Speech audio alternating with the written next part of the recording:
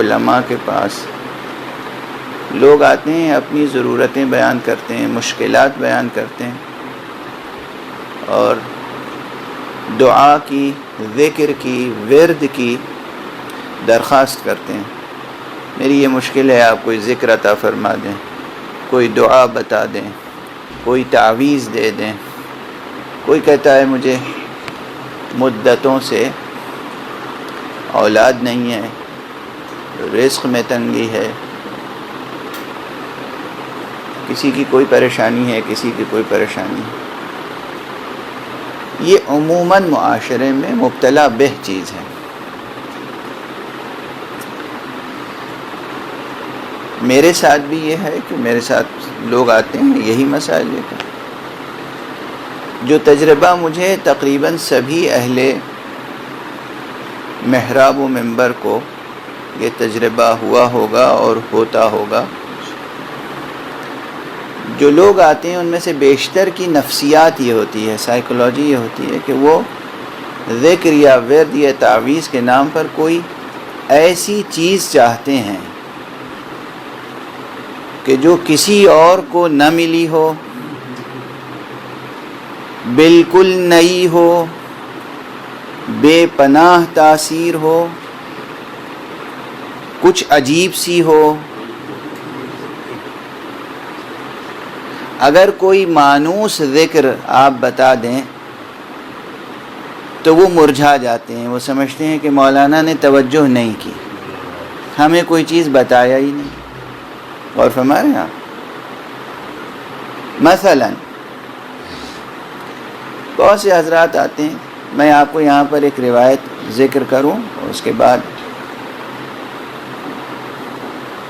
قرآن مجید کا حوالہ دے کر آپ کے سامنے اس بات کو واضح کروں۔ میرے پاس بہت سے حضرات آئے کہ مولانا شادی ہو گئی اور ایک مدت گزر گئی مگر ابھی تک اولاد سے محروم۔ میں نے ان سے کہا آپ جائیے روزانہ نماز صبح کے بعد استغفار پڑھا کیجیے، استغفار کی تسبیح، استغفر اللہ۔ تو وہ ایسا مرجھا گئے، اس طرح مرجھا گئے، ایسا منہ بنا کے گئے کہ جیسے انہیں ہم نے کچھ نہیں دیا، کوئی بات نہیں بتائی، بلکہ دوسروں سے جا کے کہا کہ میں نے ان سے کہا تھا، انہوں نے کچھ نہیں بتایا۔ یعنی استغفار ان کے لیے کوئی ذکر نہیں ہے۔ کوئی شخص آتا ہے، وہ کہتا ہے کہ ہمیں رزق و روزی کی تنگی ہے، یا جاب نہیں ہے، ملازمت نہیں ہے، یا تجارت تھی اب اس میں بازار مندہ پڑ گیا، اب وہ تجارت فروغ نہیں پا رہی ہے، مشکل پیدا ہو گئی، پہلے بہت اچھی سچویشن تھی، اب سچویشن پہلی جیسی نہیں۔ ان سے کہہ دیجئے کہ استغفار کثرت سے کیجئے، تو وہ سمجھتے ہیں کہ کوئی ذکر نہیں ہے۔ یعنی کوئی اچھوتی چیز ہو اور مشکل بھی ہو، یعنی 1 گھنٹے 2 گھنٹے کا عمل ہو تو سمجھتے ہیں کہ انہوں نے کوئی چیز بتائی۔ توجہ ہے؟ یہ عوامانہ سوچ ہے، عامیانہ سوچ ہے۔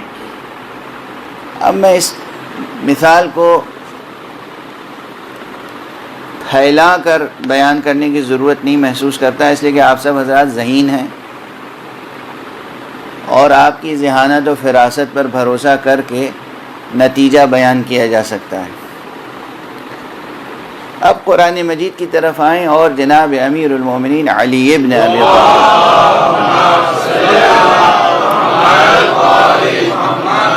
علیہ الصلاۃ والسلام کی اس روایت پر توجہ فرمائیں کہ حضرت جب ان کا خلافت ظاہری کا زمانہ تھا، عام اصطلاح میں، اور آپ کوفے میں تشریف فرما تھے، جناب ابن عباس ان کے پاس بیٹھے ہوئے تھے۔ جناب ابن عباس بھی معمولی شخصیت نہیں ہے، تمام مسلمان انہیں حبر الامہ کا لقب دیتے ہیں۔ حبر یعنی عالم، بڑے عالم کو جو فی الواقع عالم ہو اسے کہتے ہیں حبر، اس کی جمع ہے احبار. قرآن مجید میں بھی یہ کلمہ آیا ہے حبر الامہ. اب یہ لقب ان سے کیوں مخصوص ہو گیا، اس کا سیاسی پس منظر کیا ہے، وہ سب بحثیں الگ، لیکن کہا جاتا ہے حبر الامہ. حضرت ابن عباس حضرت امیر علیہ السلام کے چچا زاد بھائی بھی ہیں، عزیز بھی ہیں، قریب بھی ہیں، شاگرد بھی ہیں، صحابی بھی ہیں.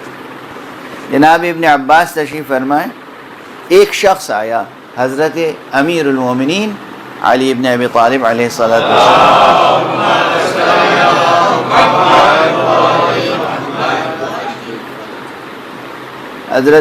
حضرت سے اس نے درخواست کی، یہی درخواست، یا امیر المومنین اولاد نہیں ہے.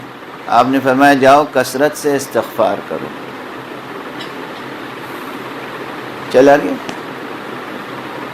اس کے بعد چند حضرات آئے اور انہوں نے کہا کہ یا امیر المومنین ہمارے شہر میں بارش نہیں ہوئی، اور بارش نہ ہونے کی وجہ سے زراعت برباد ہو گئی. حضرت نے فرمایا جاؤ کثرت سے استغفار کرو. اس کے بعد کچھ لوگ آئے دوسرے شہر سے، ظاہر یہ حکومت کا زمانہ ہے، کوئی یمن سے آ رہا ہے، کوئی مصر سے آ رہا ہے، کوئی بحرین سے آ رہا ہے، کوئی عراق سے آ رہا ہے، کوئی ایران سے آ رہا ہے. جہاں تک مملکت اسلامی ہے سب رجوع کر رہے ہیں جناب امیر المومنین علیہ الصلوۃ والسلام سے.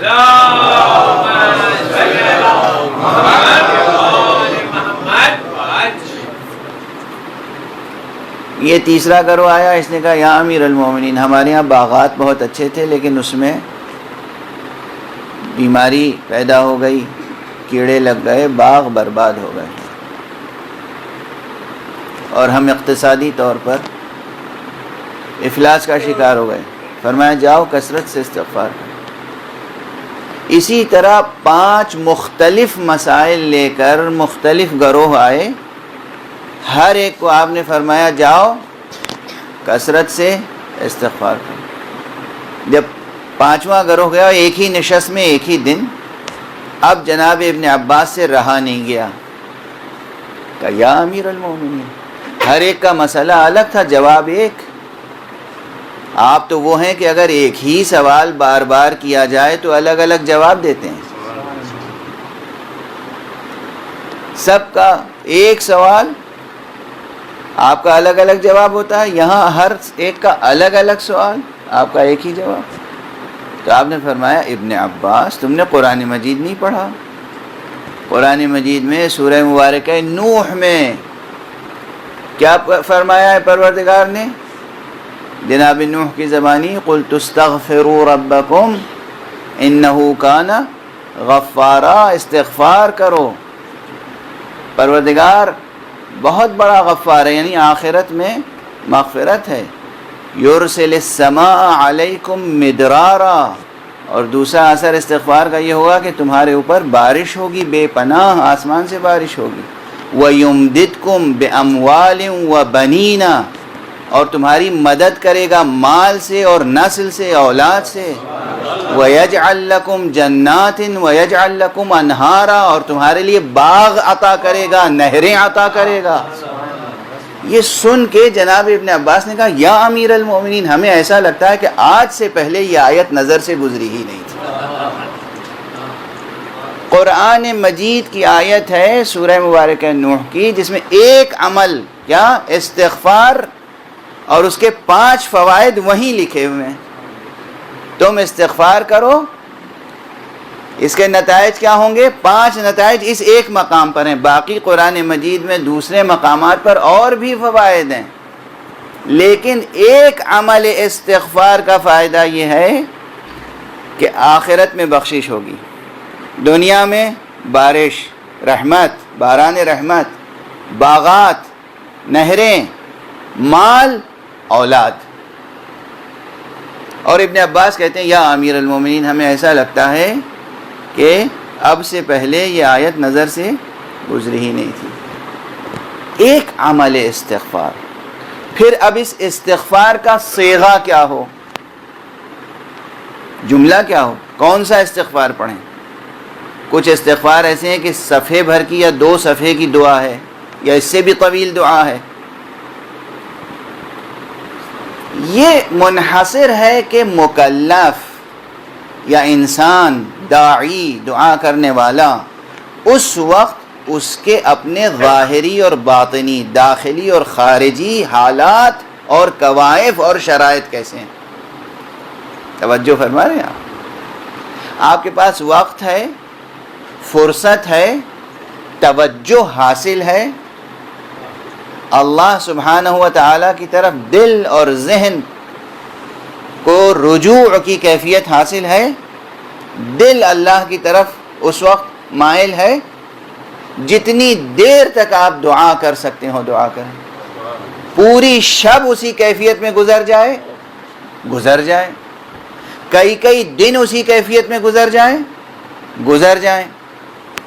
لیکن آپ اضطراب کی حالت میں ہوں، اضطرار کی حالت میں ہوں، پریشانیاں ہوں، کسی کل آپ کو چین نصیب نہ ہو، ایک لمحے بھر کے لیے یا اللہ کہہ دیں، دعا مستجاب.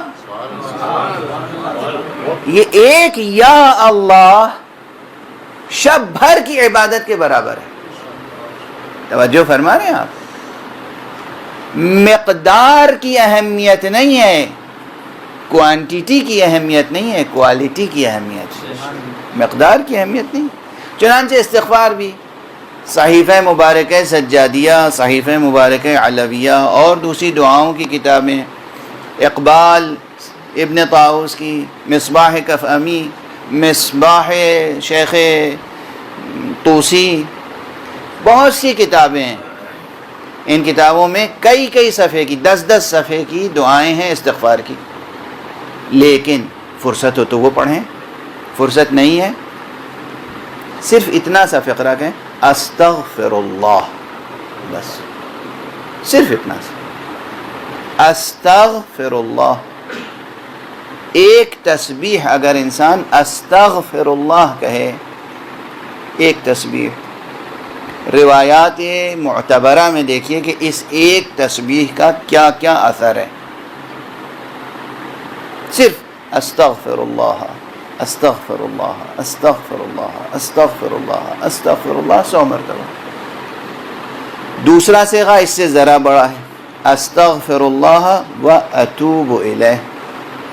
فرصت ہو یہ کہیے. تیسرا صیغہ اس سے ذرا بڑا ہے، استغفر اللہ ربی و اتوب الیہ. چوتھا صیغہ اس سے بڑا ہے، استغفر اللہ الذی لا الہ الا هو الحی القیوم و اتوب الیہ. پانچواں صیغہ اس سے بڑا ہے. اسی طرح مختصر ترین فقرے سے لے کر طویل ترین فقرہ موجود ہے. ہر فقرہ میزان الہی میں برابر کا وزن رکھتا ہو اگر دل میں جذبہ موجود ہے. یہ وزن لفظوں میں پیدا ہوتا ہے. لفظوں کا اپنا کوئی وزن نہیں ہے. ورڈز، الفاظ، ان میں کوئی ویٹ نہیں ہے. ویٹ کہاں سے آتا ہے؟ نیت سے آتا ہے، قصد سے آتا ہے، ارادے سے آتا ہے. غور فرما رہے ہیں آپ؟ الفاظ میں کوئی وزن نہیں ہے. ہزاروں صفحات اگر ریاکاری سے ادا کیے جائیں، ہزاروں الفاظ، ان کی کوئی قیمت نہیں، کوئی وزن نہیں ہے. اور ایک لفظ پورے اخلاص کے ساتھ ادا کر دیا جائے، ایک لفظ، اس کی بے پناہ تاثیر.